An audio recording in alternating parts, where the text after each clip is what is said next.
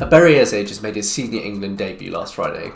He replaced James Maddison in the 70th minute of England's 4-0 win against Malta.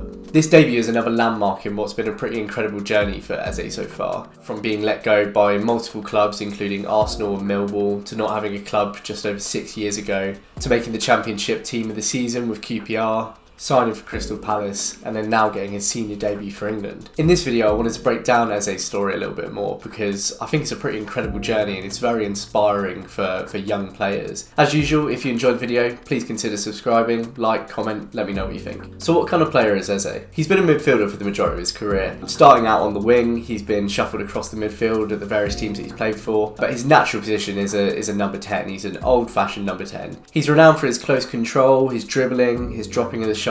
He's got this sort of lazy, relaxed look about him when he's on the ball. Reminds me a little bit of Adel Taarabt at times. He's at his best floating through the centre of the midfield. He likes to scan through the team, pick out passes, attempting passes that a lot of players wouldn't often try. He's right-footed, but he's very comfortable on his left. He's very tricky on the ball. He's got brilliant vision, great awareness, just a great playmaker, and has a couple of good set pieces in his locker as well to boot. So let's start at the beginning of Eze's journey. Eze was born in 1998 in Greenwich, London. He was born to Nigerian parents, and ever since he was a young kid, football has been his life. He grew up playing cage football with his friends. He's talked about this a lot in previous interviews. One really good quote, he said, "The first place we'd go after school is to the cage. We'd stay there till our parents called us in, not eating, playing all day and night. There wasn't really anything else to do, but that's where the love comes from." He grew up playing football with a lot of other names that you might recognise. Bright Say Samuel, he went to school with, who would be a future teammate at QPR. He played for Broyne FC as a kid, alongside Tammy Abraham, Ajaria. And as a kid, he had a lot of trials at a lot of different clubs. He's talked in the past about the fact that his dad would drive him to his trials. Money was tight, so it would often be that the trials were dictated by which was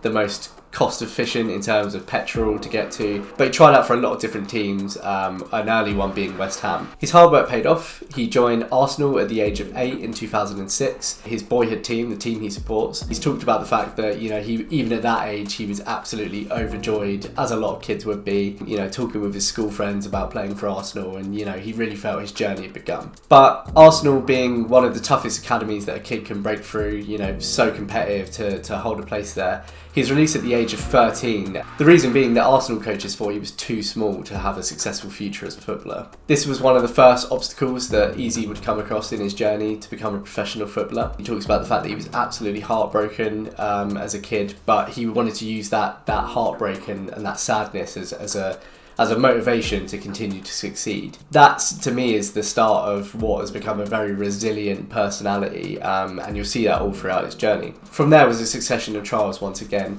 with Eze describing it as a tour of all of the clubs possible across the country. He had a 1-week trial at Norwich, didn't get accepted there. He was picked up by Reading for a short time in 2014, let go once again. Millwall eventually came in, saw his potential, picked him up and offered him a 2-year scholarship in their academy. But once again, this opportunity wasn't to be. He concluded his 2-year scholarship at Millwall, but wasn't offered a professional contract and was let go in April 2016. Following his release from Millwall at the age of 18, Eze continued his studies at college. He had also been accepted at a part-time job working at Tesco, and that was going to be his plan while he continued with trials and continued to try and find a way back into football. Once again, he tried out at many clubs, including Bristol City and Sunderland, but unfortunately wasn't offered contracts at either. But then that summer came a big turning point. In the summer of 2016, Eze trialled for QPR. He really impressed technical director Chris Ramsey, and in August 2016, he was offered a contract at the club. He got his first taste of senior football on the 7th of January 2017, coming on in the FA Cup against Blackburn Rovers.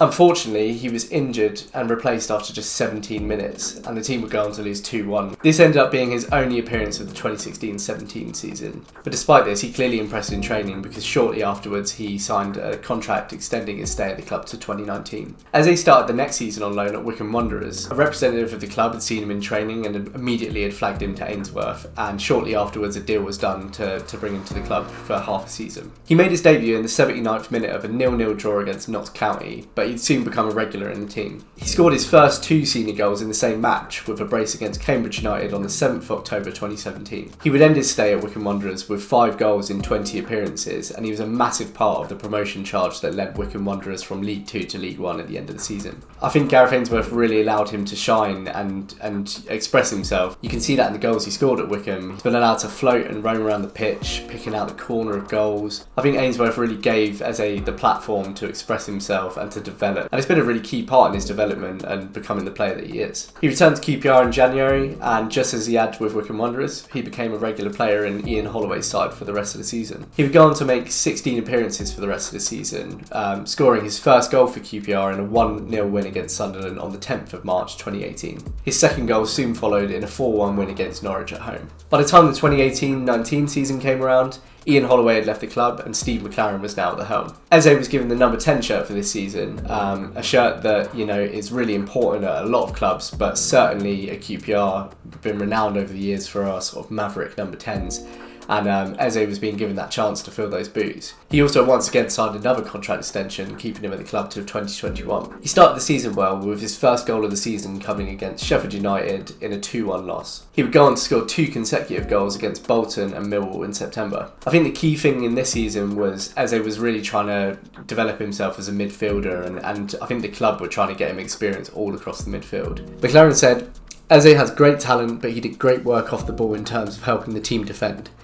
We're asking him to do that, and it's important that he does that in terms of his development." So throughout the season, we saw Eze moving across the midfield, on the wing, occasionally playing as a number 10. At the time, QPR did have another player in that cam role in the form of Luke Freeman, so Eze wasn't always finding his chance to slot naturally into that number 10 position. These were really important appearances for him to start to develop his game and become a more rounded midfielder. Towards the end of the season, Eze would find himself on the bench. Steve McLaren was sacked in April 2019, and I think the caretaker manager definitely wanted to shore the team up a little bit more, moving back to a 4-4-2, and occasionally as a result, Eze would find himself on the bench as the season ended. Despite this, he made 46 appearances in all competitions for QPR, joint highest with Joe Lumley, just an appearance behind Luke Freeman. He ended his first full season for QPR with 4 goals and 4 assists. When the next season came around, QPR had another new manager in the form of Mark Warburton. There was a lot of change over the summer with a lot of ingoings and outgoings, but Eze kept his number 10 shirt and was clearly going to be a really important part of this team.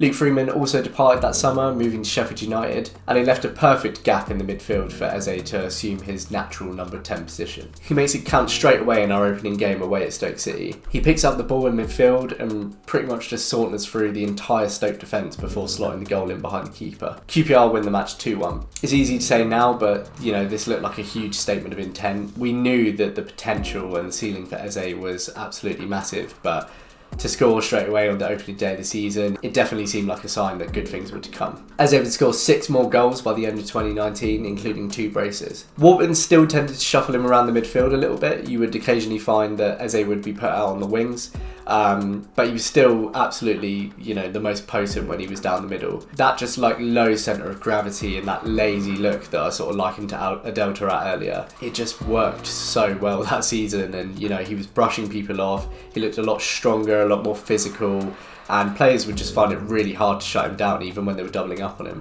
Of course, he was still a work in progress. There was definitely still a naivety to his game. I'd particularly find towards the end of games, when we had leads, he wouldn't always close the game down in a way that you would expect a midfielder to. Sometimes pressing a little bit too high and leaving gaps in behind him. Sometimes taking chances too near the end that would leave us exposed to counter-attacks. And just genuinely dropping back and slotting into the midfield when, he doesn't always need to press as high. I think that's what McLaren was talking about the season before, that he'd been really impressed by that defensive work, but these were the attributes that he would need to focus on in order to become a really top midfielder. Warburton said, "I want him to enjoy his football, and he's got to understand how much hard work is required to maximise the talent that he has." By the time the COVID pandemic halts the 19-20 season, Eze's made 36 appearances and scored a record total of 12 goals. When the season continues behind closed doors, he goes on to make another 12 appearances and scores 2 goals, for a total of 16 goals, 8 assists and 48 appearances in all competitions. He's one of very few championship players that season to start start every single game. So what had changed this season? Well, I think the reality is that Eze had finally had the chance to fulfil that number 10 position that he'd been touted for. You know, being able to float around the pitch, move into spaces that he wants to, giving him a level of creative freedom really brought the best out of him. I think the other factor was that season we had two really decent strikers in the form of Nahki Wells and Jordan Hugo on loan. Nahki Wells in particular, he had that pace that we were desperately missing, and Eze consistently was able to find him with balls over the top, putting him in behind, and had someone to run onto them and put them away. He would end the season as QPR's Supporters Player of the Year, and he made the Championship Team of the Season absolutely deservedly. But of course, sadly for me and for many other QPR fans, Eze's incredible form that season didn't go unnoticed, and Roy Hodgson's Crystal Palace signed him in August 2020 for a fee estimated around £17.5 million.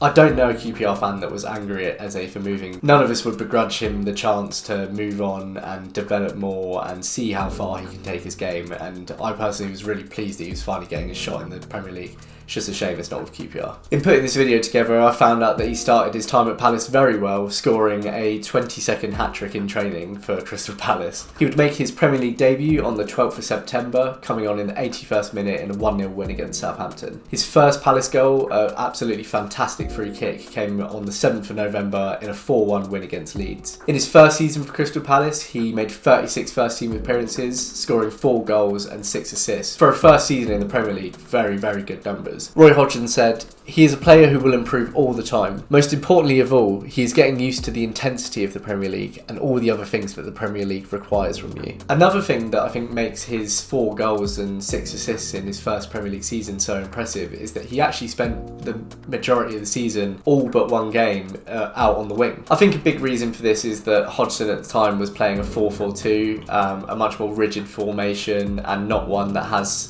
space for that number 10 position. He adapted really well, and I think that defensive part of his game started to come into play, which was really important for him to develop further. But as his career had thrown up many times already, he didn't end his first Premier League season without another huge obstacle. Eze ruptured his Achilles in training for Crystal Palace, one of the worst injuries you can get as a footballer. But the absolute worst part of it all is that Eze's injury came on the same day that he would find out that he was in Gareth Southgate's provisional England squad for the delayed Euros. Can you just imagine how awful that would be? He literally came in from training with the text waiting on his phone to tell him that he was in the provisional squad. I just really can't imagine what that would feel like, let alone having the strength to come back from that. The 21-22 season would see Eze recovering from his Achilles injury. By this time, Patrick Vieira had taken the Crystal Palace job. Eze would be gradually worked back into the team, making 13 appearances and scoring 1 goal. Obviously, a huge positive that he came back from the Achilles injury, but it must have been really gutting for him that he'd spent the last couple of seasons sort of making huge progress, jumping up in terms of stats, making that jump up to the Premier League, and then having this massive upheaval in the middle of that, spending a lot of time on the sidelines, waiting to come back. The mental resilience you have to come back from that kind of injury and play confidently is just ridiculous. So that brings us up to the 22-23 season, the season just gone. By this time, Eze is recovered from his injury. He makes 38 appearances throughout the season. He ends the season with his Premier League best, 10 goals and 4 assists in all competitions. What's interesting is the majority of goals that Eze scored last season actually came when Patrick Vieira was sacked and Roy Hodgson replaced him. When Hodgson returned to Crystal Palace on the 21st of March 2023, Eze had actually only made 1 appearance in the previous 6 games for Crystal Palace under Vieira. In the next 7 games under Hodgson, Eze would then go on to score 5 goals. And what did Hodgson change in order to get the best out of him? He played him down the middle, finding himself back in his natural position, despite the fact that Hodgson didn't even play him there the last time. Eze absolutely flourishes. The interesting thing is that a lot more of Eze's goals this season actually came from inside the box. Hodgson really encouraged his young team to dribble more with the ball, get more into progressive positions, pick out those short passes, just shoot more. Clearly this gave the confidence that these players needed, particularly Eze.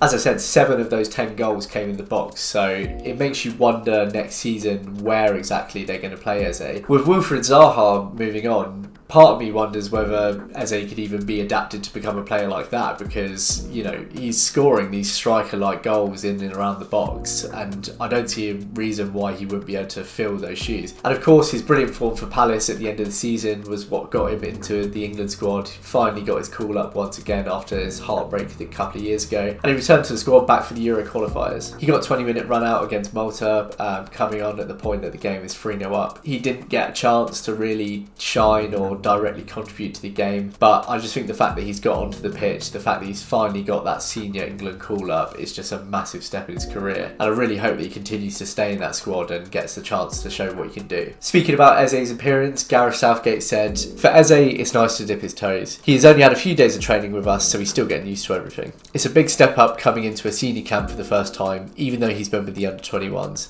For me personally, I do think Gareth Southgate is a little bit too risk averse in these qualifiers sometimes. So I would have liked to see Southgate take some more risks and, start Eze in either of those games and actually give him time. Of course, the work's not done for Eze now that he's got his England call up. He's going to have to fight for his place in that squad. I do think the really tricky thing is we do have a lot of, very talented attacking midfielders in that team. And being able to, hold that position down and get into the starting 11 is very, very difficult. But I do believe that Eze is one of the best number 10s in the country.